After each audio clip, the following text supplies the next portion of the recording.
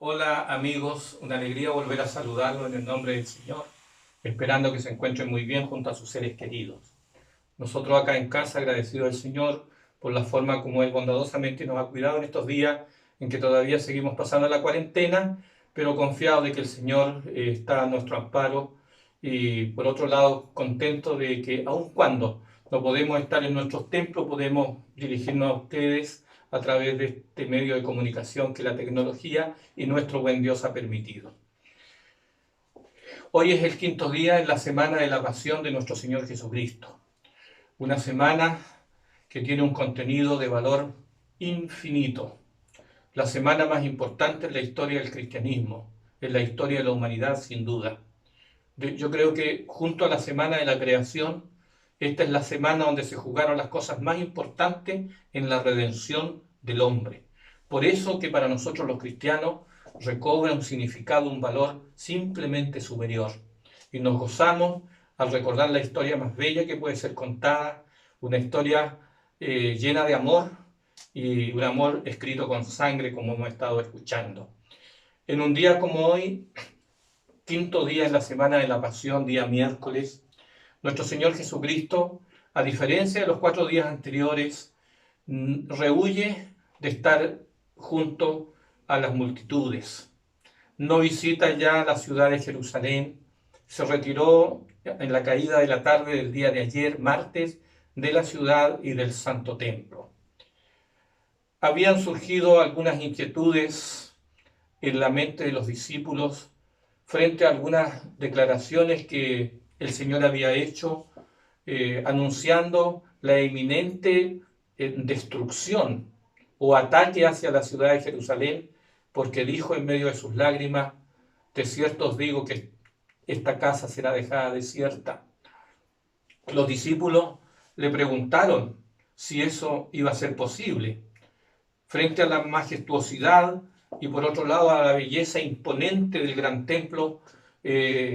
Ellos se admiraban de su belleza al punto que llegaba a ser el orgullo de ellos también como judíos, el orgullo también de los romanos, pero el Señor anunció que por haber rechazado, ¿cierto?, el más grande don del cielo, por haber rechazado aquel que trajo las buenas nuevas, por haber rechazado al Mesías verdadero que el Padre había enviado, la condenación era imposible de que no cayera en la vida de esa generación rebelde que tuvo el privilegio de ver en persona al Hijo de Dios, pero que ellos, por una oscuridad necia, movida por envidia y por orgullo y por apego a las cosas pecaminosas de este mundo, rechazaron al enviado de Dios. El Señor Jesús quiso esa noche y el día siguiente, es decir, miércoles, permanecer en retiro junto a sus discípulos. Y allí ciertamente dedicaron tiempo a la oración, a la profunda meditación. Y por otro lado, el Señor le habló palabras directamente al corazón de ellos, a la mente de ellos. Pero así todo, hubieron cosas que ellos no lograron del todo comprender y que poco a poco, con la experiencia futura, pudieron ir profundizando en las profundidades de las palabras que el Señor Jesús le entregó o le dijo allí a sus amados discípulos. El contenido de las palabras de Cristo a los discípulos en ese día de retiro, fundamentalmente son las que aparecen allí en el Evangelio según San Mateo capítulo 24 y 25. También hay un capítulo dentro de Marcos que resume estas verdades de manera más resumida, podríamos decir. Y en el capítulo 21 del Evangelio de Lucas, con una visión un poco distinta, dado que Lucas no era judío, él era griego, pero nuestro Dios lo llamó por el Espíritu para que él investigara con diligencia todas las cosas y las puso en orden, y guiado por el Espíritu Santo también ayudó para que quedara la narración y la luz necesaria para las generaciones postreras respecto de los hechos que fueron verídicos y que no hay ni un ápice de engaño en lo que ellos escribieron, ¿cierto?, junto a Mateo, junto también a Marco y Juan también, los 4 escritores de los 4 evangelios. El Señor Jesús le habló sobre la destrucción de Jerusalén y también sobre los acontecimientos relativos al fin del mundo. No le aclaró en detalle todas las cosas a los discípulos porque la mente de ellos no estaban preparados para comprender la profundidad de estas verdades. Pero lo que iba a suceder en pocas décadas más con Jerusalén era un prototipo de cosas de otra dimensión que van a ocurrir cuando termine la historia de este mundo, de pecado, de rebelión, de sufrimiento, de engaño y de muerte. Y el Señor Jesús, respondiendo a la pregunta que 4 de ellos le formularon de manera muy personal, Maestro, le preguntaron, dinos, ¿cuándo serán estas cosas? ¿Y qué señales habrá de tu venida y del fin del mundo? Y el Señor Jesús le enumeró varias señales. Primero, le habló de que iban a venir señales en el campo religioso, en el campo espiritual. Le dijo, en primer lugar, mirad que nadie os engañe, porque vendrán muchos en mi nombre diciendo yo soy el Cristo y ya muchos engañarán. Y hermanos y amigos, la historia confirma que efectivamente las palabras del Señor Jesús se cumplieron así, porque antes de la destrucción de Jerusalén se levantaron varios falsos mesías y muchos que se llamaban profetas, diciendo cosas mentirosas, palabras que el Señor nunca les había hablado a ellos.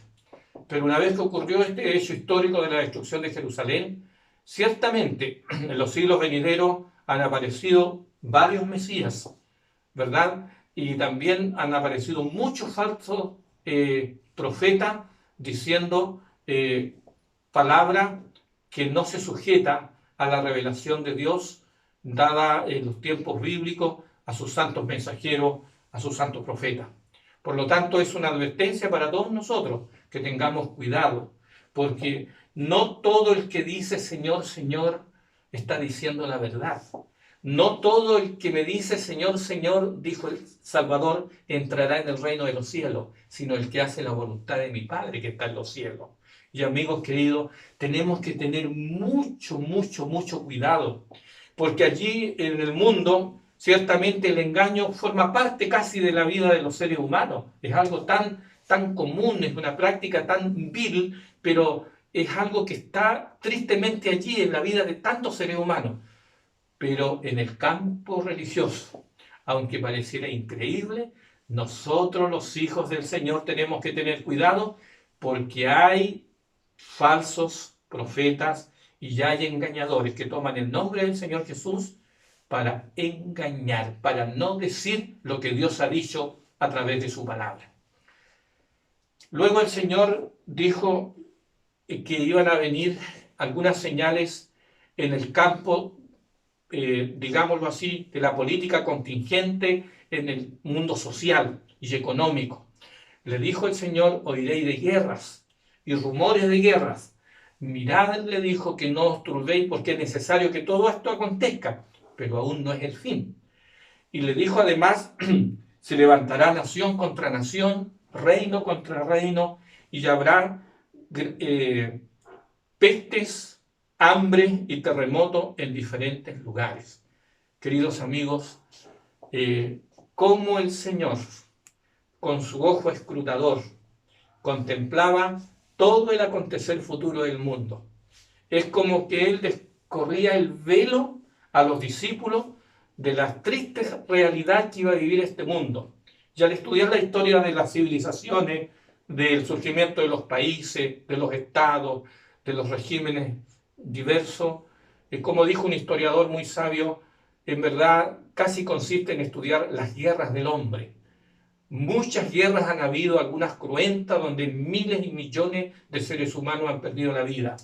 Hace poco tiempo nosotros dejamos atrás un siglo que podríamos conocerlo como el siglo de las guerras, donde se desarrollaron 2 guerras mundiales brutales, donde más de 100 millones de seres humanos perdieron la vida, y otro número semejante quedó con consecuencias, ¿cierto?, terribles que fueron muriendo poco a poco en los años venideros. Una cantidad de otras guerras han estallado en diferentes partes del mundo, entre naciones, entre países, y guerras internas, guerras civiles, que han traído tanta desolación, tanta miseria, tanta desgracia, tanto dolor, tanta crueldad, tanto atropello a lo más sagrado que tiene el hombre, que es la vida.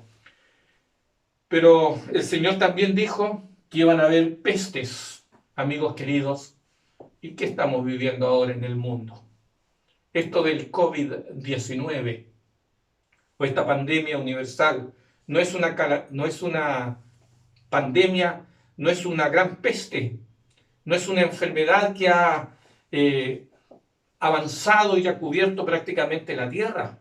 En otras palabras, todos estos acontecimientos son señales inequívocas de que estamos viviendo en los tiempos que el Señor describió, que iba a ser la característica del ambiente político, social, económico del mundo, la era, el tiempo cuando Él tendría que regresar a esta tierra por segunda vez a buscar a sus amados hijos que creyeron en Él y que se prepararon en vida para recibirle en gloria.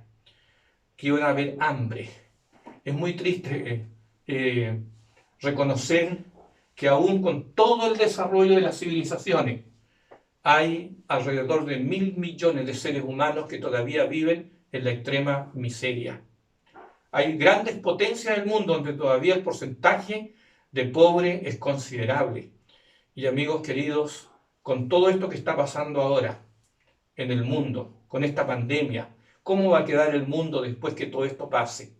En verdad es una triste realidad y es una señal más que se suma a tantas otras de que estamos viviendo en el tiempo cuando el Salvador del mundo, como lo prometió, volverá a buscar a sus hijos, entre los cuales esperamos que podamos estar podamos estar nosotros junto a nuestros seres queridos. Por lo tanto, estamos viviendo justo en el tiempo oportuno para prepararnos para ese gran momento cuando Cristo ha de venir a este mundo a buscar a los suyos. Terremotos en diferentes lugares. Nosotros los que vivimos en Chile conocemos muy bien esta experiencia. Aquí en esta parte del mundo, ¿verdad?, que algunos lo consideran el último rincón del mundo, hemos experimentado el terremoto más grande desde que existe la escala Richter, desde el año 1960, justo el año cuando yo nací. Pero también hemos tenido otro que se ubica como en el quinto lugar en la historia de todos los terremotos del mundo.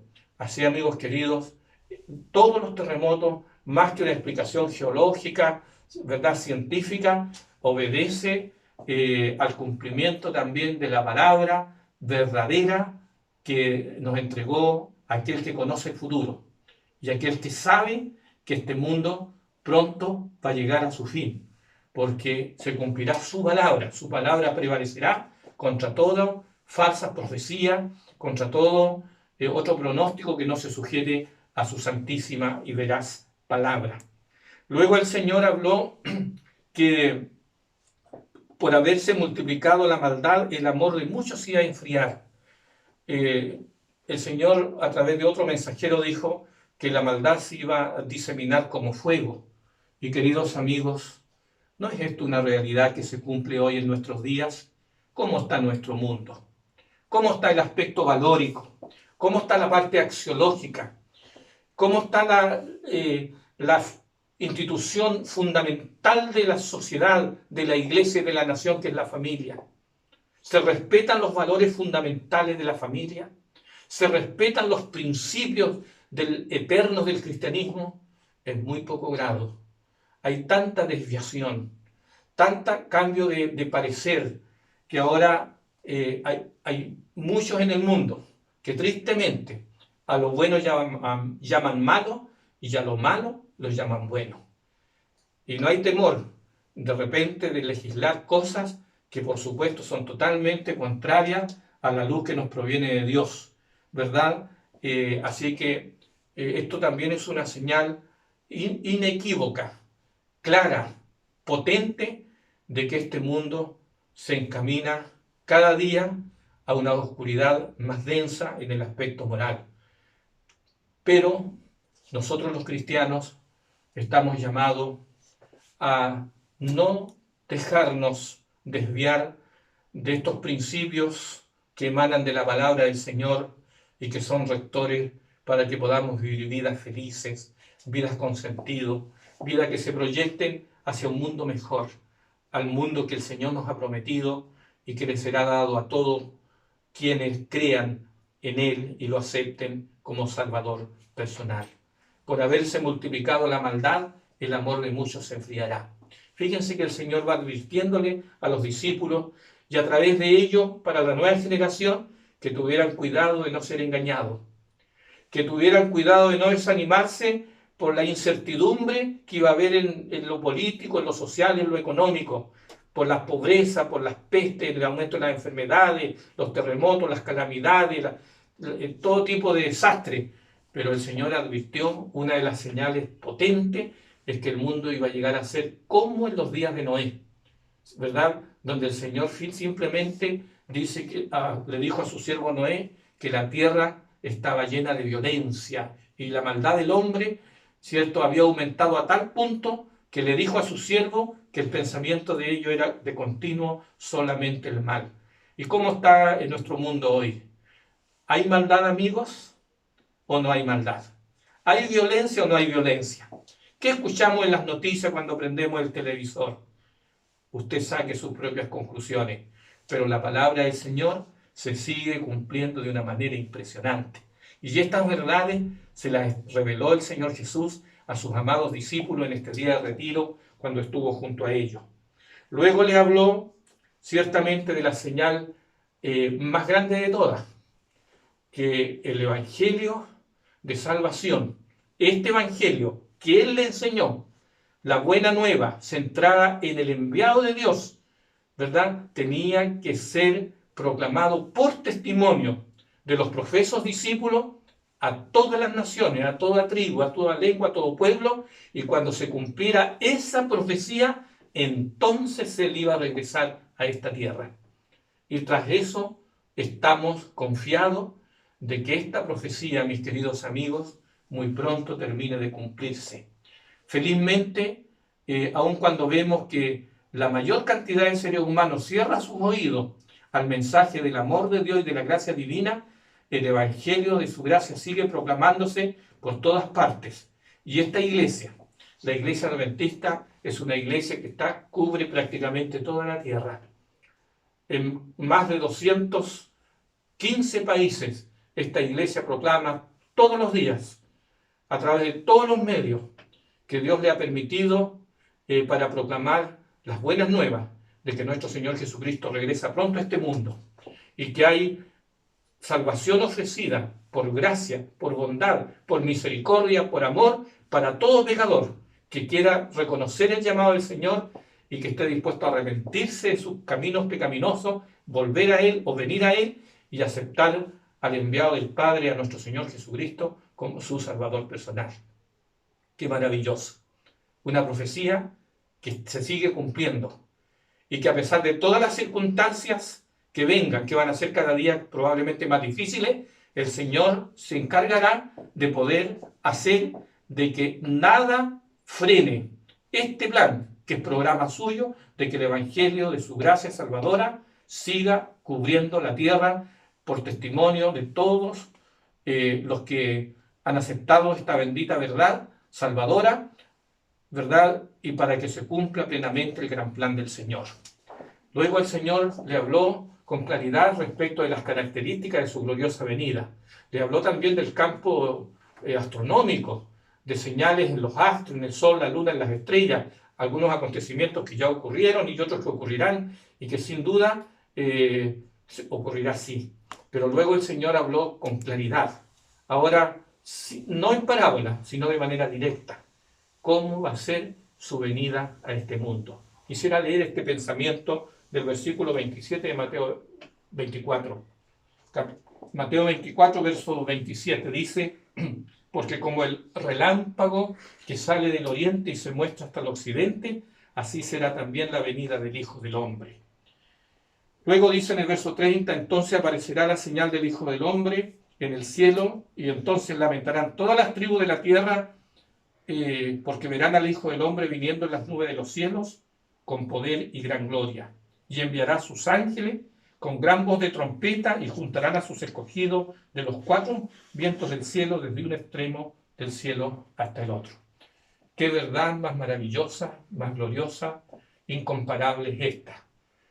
Saber que aquel que estamos recordando sus padecimientos por nosotros, que por amor lo entregó todo, lo dio todo, su vida sin culpa, sin ningún tipo de pecado, sin mancha, sin contaminación, fue puesto como una ofrenda de amor de parte de Dios, fue permitido y el Dios justo castigó sobre él el pecado de todos nosotros. Mi propio pecado, pero también el suyo, mi amado hermano, y el suyo, mi querido amigo. Pero este mismo maravilloso Salvador, que venció al autor del pecado, que venció el poder del pecado y también el poder de la muerte, como lo prometió, volverá por segunda vez, en gloria y en majestad, acompañado de miles y miles y millones, miriadas de ángeles santos, que con gloria inenarrable escoltarán y acompañarán al Rey de gloria, al Rey de la vida, al Señor de los señores, al Salvador glorioso.